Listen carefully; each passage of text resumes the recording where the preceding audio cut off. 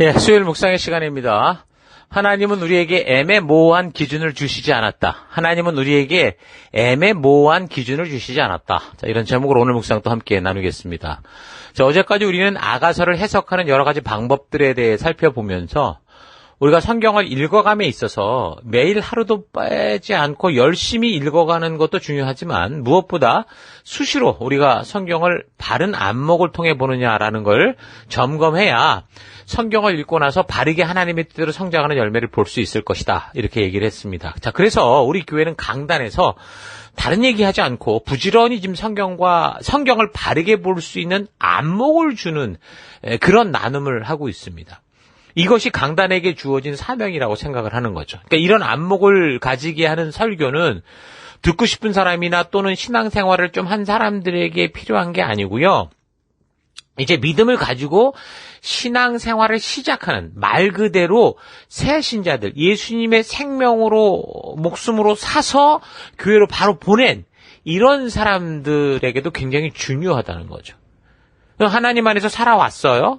저 같은 경우도 모태신앙으로 자라오면서 결국 이런 바른 영적인 안목을 가지기까지 정말 거의 한국에서 열심히 그렇게도 신앙생활을 했지만 30년을 거기서 한국에서 살아오면서도 그러니까 분명히 내가 교회를 떠난 적은 없거든요. 늘 말씀을 사모했고 열심히였고 그랬는데도 이제 나중에 신학을 하고 이런 안목을 가지게 되면서 그때 내가 얼마나 너무 방황했었나라는 그런 생각을 하게 되더라는 거죠. 그래서 이제 말 그대로 막 들어오는 새 신자들이나 또 이제 이런 저처럼 방황하다가 이제 모든 걸 바르게 깨닫고 알고 하나님의 뜻 앞에 바르게 나아가고자 결단하는 그런 모든 성도들이 꼭 피하지 말고 걸어야 될 길이다라는 사실을 기억해야 됩니다. 그러니까 우리 교회가 할 일은 구원하신 출애굽을 통해 구원한 홍해를 건너 이 백성들을 하나님께서 시내산에 모으듯이 그리고 시내산에서 그 백성들에게 하나님의 뜻을 알리듯 바로 그 역할을 해야 된다라는 거죠. 늘 교회에 처음 오면 설교가 어려울까봐 자꾸 듣기 좋고 먹기 좋은 것만 골라서 먹이려고 하는 이런 사실 기존 성도들의 쓸데없는 기우거든요. 자기들도 그렇게 숙달이다 보니까 딱딱한 음식, 그러니까 진짜 건강한 그 말씀을 바르게 보는 그런 음식을 먹어본 적이 없는 거죠. 그러니까 늘 항상 쉽고 편한 것만 먹으려고 하는 이런 생각이 있다 보니 자기가 더 걱정인 거예요. 이건 다 기우라는 거예요. 쓸데없는 고민이라는 거죠. 우리 아이들이 잘하는 거는 우리가 주는 대로 먹고 가르치는 대로 배워가게 돼 있습니다. 그 똑같은 거예요. 그래서 어려서부터 이게 바르게 형성이 돼야 이제 그들이 이제 스스로 자아를 가지고 이제 스스로의 삶이 시작될 때 바른 가치 안에서 삶을 추구해 나간다라는 거죠. 그래서 이제 막 시작하는 성도들로 하여금 하나님의 말씀의 깊은 곳으로 들어갈 수 있는 그런 준비들을 강하게 훈련하고 그 길로 인도해야 된다라는 거예요. 그래서 우리가 성도로서 할 수 있는 가장 중요한 사역은 다른 게 아니라 이 예수님의 그 생명으로 사서 보낸 이 생명들이 이 하나님의 말씀을 바르게 볼 수 있는 바른 안목을 가지게 하는 거다. 그러면 저는 새 언약의 표현으로는 그 가슴에 하나님의 뜻을 새기는 그 일이다. 그렇게 우리가 생각을 합니다. 꼭 잊지 말아야 돼요. 교회 안에 와서 당연히 상한 마음과 지친 영혼들이 위로받고 격려받는 일 있어야 되죠. 근데 그것 때문에 저들의 감정을 잘 받아주고 잘 훈련하고 이거 중요한 건데 그것만 할 수는 없다. 그거는 어떻게 보면 부가적인 거라는 거죠. 응급실에서 잠깐 그 생명을 살려놓는 그런 정도지 결국은 응급실에서 끊어진 생명을 호흡을 붙여놨다고 해도 그 다음 조치가 없으면 어떻게 됩니까? 또다시 죽음으로 가는 거잖아요. 그래서 우리가 하고자 하는 일은 바로 그런 거라는 거죠. 그 어떤 일을 하든 항상 그 안에서 하나님의 말씀을 스스로 바르게 먹을 수 있게 하는 교회가 존재하는 가장 중요한 이 사명의 일을 우리가 꼭 해나가야 된다라는 겁니다. 그죠? 내 옆에서 함께하는 일을 도와주고 목사가 하는 일 도와주고 집사가 장로가 하는 일 도와주는 좋은 동료가 되는 걸 넘어서 반드시 우리는 하나님의 말씀이 이 백성들 마음속에 기록되게 하는 그 새 언약의 목적을 우리가 이루는 하나님의 그런 도구가 되어야 되는 거예요. 그래서 우리가 자녀를 키울 때 처음에 당연히 많은 것을 도와주죠. 아이들이 뭘 못하니까. 근데 이제 점점 그 아이들이 스스로 행할 뿐 아니라 바르게 행할 수 있도록 우리 부모들은 그들을 교육하고 이끌어가는 이거와 같아요. 그래서 아이들을 교육하고 훈계해서 바른 길에 서서 바른 태도를 가지게 하는 거. 이거 쉽지 않은 일이지만 그러나 절대로 포기할 수 없는 거 아닙니까?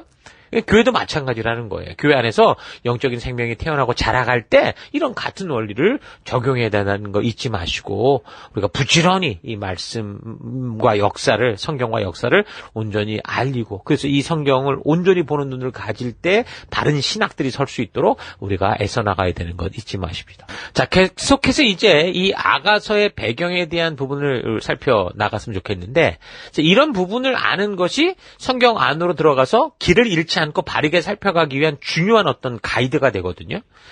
방향을 잃지 않는 굉장히 중요한 준비 작업입니다. 전통적으로 그래서 이 아가서의 저자는 이제 솔로몬이라고 보는데 솔로몬이 아니라 다른 지혜자의 글이다라고 주장하기도 합니다. 뭐 그 이유들 중에 예를 들면 솔로몬의 일생을 볼 때 그가 지금 아가서를 통해 보여주는 가정관, 결혼관, 연애관 이런 것에 차이가 있다는 거죠.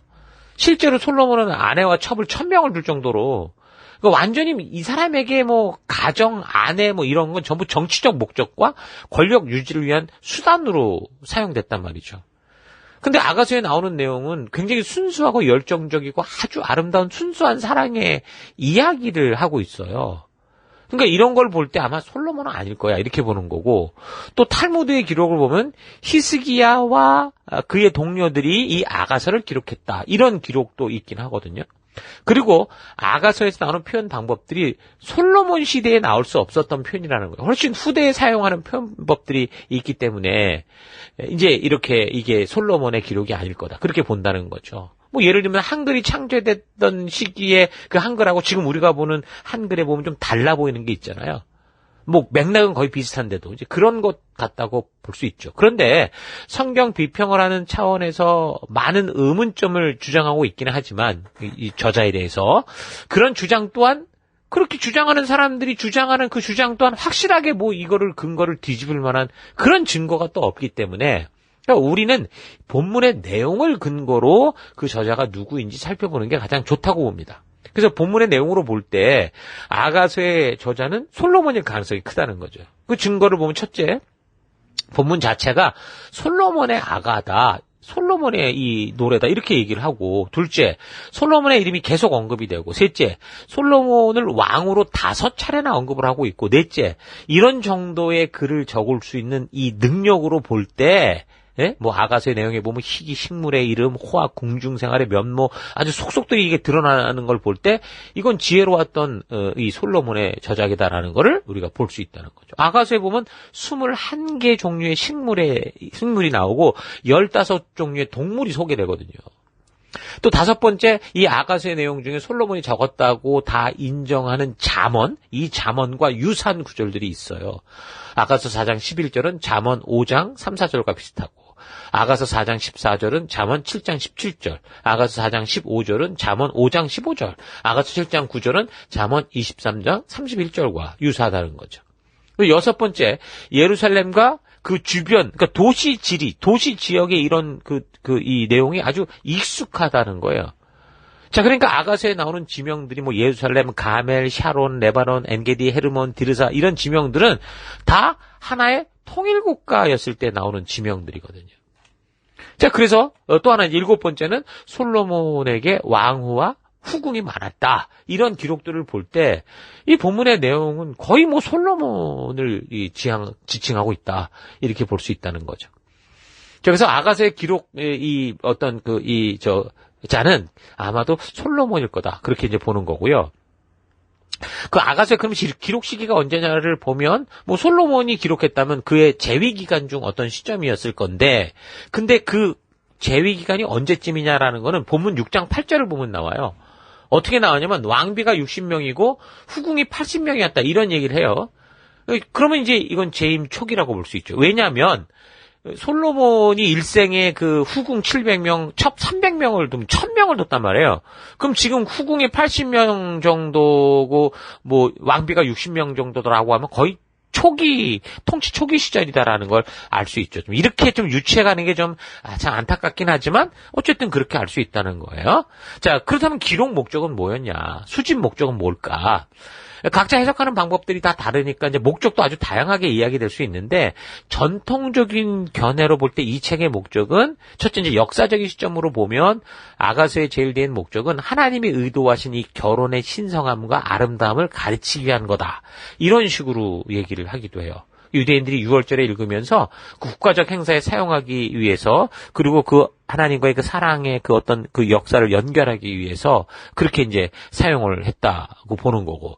두 번째 교리적인 목적으로 볼 때 아가서의 중심적인 교훈은 뭐 연인의 그 연합, 사랑하는 사람의 어떤 본질에 관한 이야기를 하는 거라고 보는 거죠. 따라서 사랑과 연합, 사랑과 하나됨이 바로 아가서의 어떤 교리적 그 어떤 이 목적이다. 이렇게 이제 보는 겁니다. 그래서 솔로몬이 행했던 그 일부 다처제가 잘못됐다라는 걸 말하는 거고 하나님이 처음 세우신 가정의 모습처럼 일부 일처제의 당연함을 보여주는 거다. 이렇게 이제 해석을 할 수 있습니다. 또 세 번째 기독론적인 목적으로 볼 때 우리가 어제 그 예표론적 해석, 그러니까 모형론적 해석을 살피며 말했던 것과 같은 이제 안목인데 솔로몬이 그의 신부를 위한 그 이 사랑이 바로 이제 그의 교회를 위한 그리스도의 사랑이다라고 이렇게 연결해서 보는 거거든요. 더 나아가서 그 사랑 안에서 신부의 성장은 그리스도 안에서 신자, 성도들이 성숙하는 것과 그 사랑 안에서 그가 우리를 용납하시는 것을 실현하는 이런 내용으로 그렇게 보는 거죠. 그러니까 그리스도와 연결해 보는 거예요. 그래서 이제 구약으로 보면 이스라엘을 야훼의 신부, 하나님의 신부처럼 간주하고 신약에서는 그래서 교회를 그리스도의 신부 이런 식으로 보고 풀어가는 거죠. 뭐 비평학자들의 경우는 이 아가서가 뭐 사랑을 주제로 한 노래는 사실이지만 뭐 이런 식으로 전통적인 견해가 얘기하듯이 뭐 그리스도와 성도 간의 사랑을 뭐 얘기하는 건 아니다. 이제 그렇게 이제 얘기를 하곤 합니다. 어찌 됐든 여러 가지 해석 방법으로 다 각자가 생각하는 목적을 설명하는데 우리가 살펴오는 식으로 그러니까 이 글이 기록된 시기나 배경을 그 역사적 사건의 근거에서 생각해 보자면 이게 순수한 사랑과 거룩한 순결에 대한 어떤 중요성을 교훈하기 위한 것일 거다라고 볼 수 있습니다. 자, 그러니까 하나님이 직접 창조하신 이 가정의 중요성을 되새기게 하는 거죠. 가정에 대한 예표적인 의미로 볼 때 하나님과 성도 사이의 거룩하고 순결한 사랑이 얼마나 중요한지를 알게 한다고 했잖아요. 예표론적으로 보면 이 둘의 순수한 사랑, 그러니까 하나님도 이런 것들을 원하시고 우리의 가정이 이러해야 되고 이런 어떤 여러 가지 복합적인 그 의미가 있다고 보는 거죠. 근데 이제 본문을 근거로 볼 때 그렇다면 이 글을 적을 당시 솔로몬이 왕비가 60에 뭐 후궁이 80이라고 하면 이런 사람이 어떻게 그러면 진정한 사랑이 어쩌고 가정이 어쩌고 순결한 뭐 정절이 얼마나 중요하고 이런 사랑의 노래를 어떻게 지을 수 있냐. 그래서 이제 어떤 사람들은 솔로몬이 그러니까 타락하기 전일 거다. 그럼 이제 첫 번째 부인과의 경험일 거다라고 보는데 그래서 어떤 주석에서는 이 아가서가 솔로몬 집권 초기 그 처음으로 그 솔로몬이 결혼했던 여자는 이집트 공주거든요. 그러니까 이집트 공주를 데려올 때 적었을 거다. 이렇게 얘기를 하는 거죠. 그러니까 성경이 보여주는 그의 첫 번째 여자가 이집트 공주였단 말이에요.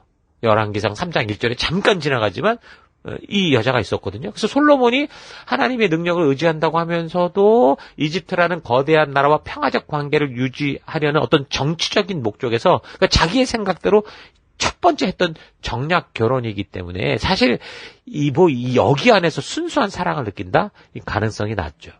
그래서 좀 가능성이 있는 건 뭐냐? 그가 이렇게 나라를 잘 다스려보겠다고 첫 결혼부터 막 자기를 희생해가며 뭐 이집트의 공주와 정략적 결혼을 시작으로 왕비 60, 후궁 80을 두고 살아왔는데 어느 날 우연찮게 이 술람미 여인을 만나게 됩니다. 다른 목적이 없는 참된 사랑, 순결한 이 어떤 정절, 그로 인해 가능한 이 참된 가정의 그런 모습, 이 남자와 여자, 하나님이 만든 창조의 원칙을 깨닫게 되면서 자기가 지금 막 이렇게 살아오는 이런 뭐 왕비가 60에 후궁 80 이런 것들을 반성하는 차원에서 적었을 거다. 그렇게 봅니다. 그러니까 솔로몬이 이 아가서를 적었다고 추정되는 때에 적어도 결혼을 지금 왕비 60에 후궁 80은 140번 정략적 차원에서 행하면서 사랑과 순결과 뭐 거룩한 가정에 대해 교육할 자격조차 없이 살았다는 것이 오히려 역설적으로 이런 걸 쓸 수 있겠구나라는 이유가 되는 거죠. 그러니까 하나님이 인도하시는 진정한 사랑과 순결한 삶, 거룩한 가정은 이런 거다. 그거를 이루는 길에서 순종하지 않다가 이게 뭐 나라를 위해서 하나님의 영광을 위해서 이런 식으로 막 살아가다가 어느 날 그 여인을 만나면서 정말 이 진정한 사랑에 대한 이 기품을 깨닫게 된 거죠. 그러면서 지혜를 얻어서 썼을 거다라고 보는 거죠. 그래서 이 아가서의 수신자, 이거를 읽는 사람들이 뭐 술람미 여인이든 뭐 솔로몬의 자녀들이든 이스라엘 백성들이 됐든 자기가 불순종의 삶을 고집하는 경험을 통해 깨닫게 된 참된 사랑은 뭐고 순결한 성은 뭐고 결혼과 갈등을 통한 이 가정의 참된 의미. 오늘날도 이 가정이 얼마나 많이 깨져가고 있습니까? 그런 면에서 이 아가서가 주는 가정에 대한 참된 의미는 정말 중요하거든요. 거기에 대해서 자기가 그동안 저질렀던 일을 참회하면서 진정으로 순수한 사랑의 바른 가치관, 순결의 중요성, 온전한 가정에 대해 교육하기 위해 기록했을 수 있다. 이제 이렇게 보는 거죠. 근데 그러기에 그 내용이 좀 그런 식으로 뭔가 이걸 설명하기에는 그 내용을 보면 좀 성적으로 적나라한 표현들이 있지만 자신의 일부 달처제에 대한 후회와 그릇됨에 대한 자기 반성의 마음이 담긴 어떤 의도다. 이렇게 이제 보는 거죠. 자, 어찌됐든 이것은 제가 이제 묵상할 수 있는 자료들을 살피면서 제가 내리는 어떤 결론이니까 여러분들도 충분히 역사적 배경과 상황을 스스로 살펴서 다른 뭐 여러 목사님들의 설교를 들어도 좋고 주석도 살펴도 좋고 그래서 이 아가서의 기록 목적을 좀 직접 깊이 묵상하며 생각해 볼 수 있기를 바랍니다. 자, 오늘 하루 참 사랑이라는 것이 뭘까? 하나님이 왜 그 놀라운 능력을 가지고 오직 한 남자와 한 여자만을 만드시고 그 둘의 사랑을 통해 한 가정이 되게 하셔서 그 안에서 하나님을 닮은 거룩한 생명들을 태어나게 하시고 자라게 하셨을까? 왜 이렇게 하나님 나라를 이루시려고 했을까? 좀 차분히 생각해 보기 바랍니다. 창조의 때 보여주는 이 가정은 분명히 일부일처입니다. 근데 세상은 좀 여러 가지 이유로 일부다처 또는 일처다부가 가능하다. 이렇게 생각을 하죠. 요즘에는 사회가 발달하고 삶이 나아지면서 고등교육을 받게 되면서부터는 대부분 이제 일부 일처가 타당하다고 생각하잖아요. 그러니까 바른 교육을 받게 되면 당연히 부부는 일부 일처여야 한다라는 걸 깨달을 수밖에 없어요. 왜 그러냐면 그게 하나님이 만든 창조의 원칙이기 때문에 그래요. 여전히 뭐 사회적, 종교적 이유로 일부 다처를 주장하는 경우가 있지만 그건 사실 뿌리를 보면 다 저들의 욕심, 욕정, 정욕이 뿌리에 있는 거예요. 자기의 죄를 정당화시키려고 신앙을 들이대고 사회적 분위기를 들이대고 돈을 들이대고 이런 식으로 그러니까 자기의 죄를 회피하려는 몸부림이 일부 다처지 절대 일부 일처는 온전치 않다는 거죠. 솔로몬의 경우도 보세요. 나라를 잘 다스려보겠다고 지금 나라의 안정을 위해 주변의 나라들과 결혼 동맹을 맺는 정치 방법을 사용했는데 어떻게 보면 뭐 나라의 안정을 위해 정말 솔로몬이 왕으로서 희생적인 삶을 살았다라고 볼 수도 있을지 모르지만 그러나 그런 방법은 일반적인 이 세속의 나라의 왕들이 하는 짓이고 하나님이 왕 되신 나라의 왕이잖아요. 그가 왕이 아니라 하나님 왕 되신 나라의 왕이잖아요. 그래서 진정한 왕 되신 하나님께서 그의 백성들을 다스리는 왕으로서의 역할이 뭔지를 다 알려주셨고 그래서 분명하게 하나님 나라를 대표하는 나라로서 하나님이 직접 주신 법도와 규례와 명령의 삶을 삶의 기준으로 유일한 기준으로 삼아서 이 세상의 유행이나 이 세상이 살아가는 그 삶의 방법을 따라 살아가지 않고 하나님께서 거룩하게 구별하여 알려주신 하나님 나라 백성된 모습으로 살아야 했던 겁니다. 성경에는 분명히 이런 일부 일처를 하나님이 세우신 가정의 기본으로 보여주시는데 그럼에도 불구하고 성경에 기록되어 있는 이 여러 믿음의 조상이라고 하는 이 존재들이 아브라함을 비롯해서 다 일부 다처였잖아요.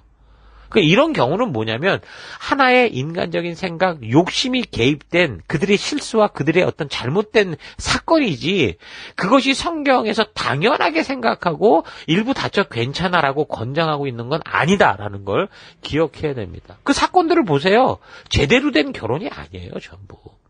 하나님은 아담에게 한 사람 아와를 주셨듯이 성경 전체적인 가정과 그 속에 부부에 대한 가르침은 분명히 일부 일처라는 분명한 기준을 주셨습니다. 그리고 분명하게 시내산 언약에서 왕이 행할 바 도리를 율례와 규례와 명령으로 분명하게 또 말씀해 주셨죠. 그런데 솔로몬 왕은 하나님이 맡기신 나라를 자기가 잘해보겠다고 하면서 분명한 하나님의 법도와 규례를 넘어 자신의 능력을 믿고 어떤 선을 넘는 삶을 살았던 거예요. 그래서 결국 축복과 칭찬으로 시작됐던 하나님 나라를 자기 본능 욕심대로 살아가는 욕심으로 인해 세상의 더러운 나라로 변질시켜서 어떻게 했습니까? 결국 이 택함 받은 나라를 분열케 하고 망하게 하는 그런 길로 이끌고 말았던 거죠. 자, 그래서 우리의 삶에서도 하나님을 향한 열정으로 하나님이 맡기신 사역을 감당하면서 하나님의 뜻을 어기고 넘어서고 자기의 생각대로 행하는 일이 없는가 좀 잘 되돌아보시고 분명한 하나님의 말씀과 뜻을 따라 온전히 서갈 수 있는 여러분과 제가 되기를 바랍니다. 자, 하루도 힘내십시오. 잠시 기도하겠습니다. 하나님은 우리에게 분명한 삶의 기준을 알려주시고 인류의 첫 가정으로부터 분명한 가정의 삶이 어떠해야 하며 남편과 아내가 어떤 삶을 살아가야 하는지를 보여주셨는데 인간의 본능과 욕심에 따라 살고자 하는 마음으로 우리 하나님께서 주신 그 바른 삶의 도를 온전하고 바르게 따르지 않았던 것 회개합니다.